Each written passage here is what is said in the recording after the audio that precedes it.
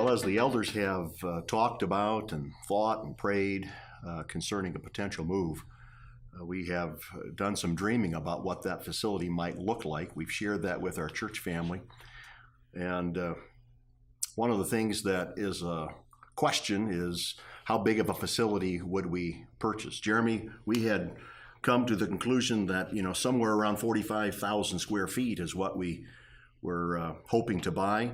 And currently we're in about 26,000 square feet. And there have been some who've said, boy, is that really big enough?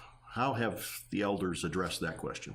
Yeah, and I think that's a great question to ask. And the challenge that we've had as an elder board, I think, is the same challenge that anybody who's has to work within a budget has to face. There's a healthy tension between how big do we grow and also how are we at being a wise financial steward of the resources that God has provided through the people of CBC.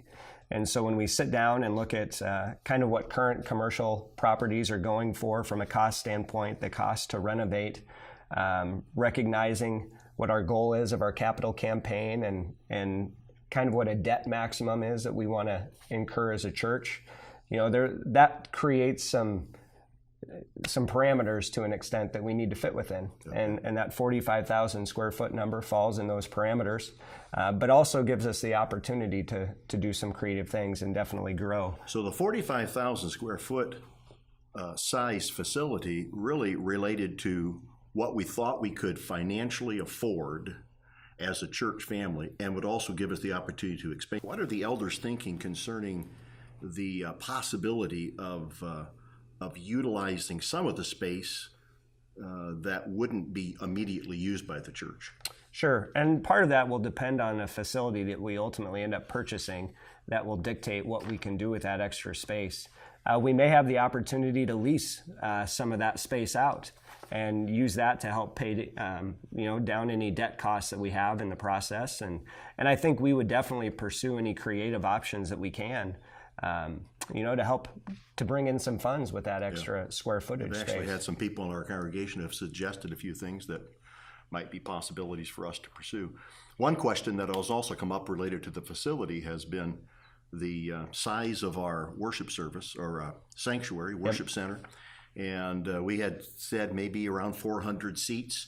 I think some people were thinking we would go back to one service. Currently we're at 3, and I think there's some anxiousness to return to, right, one service.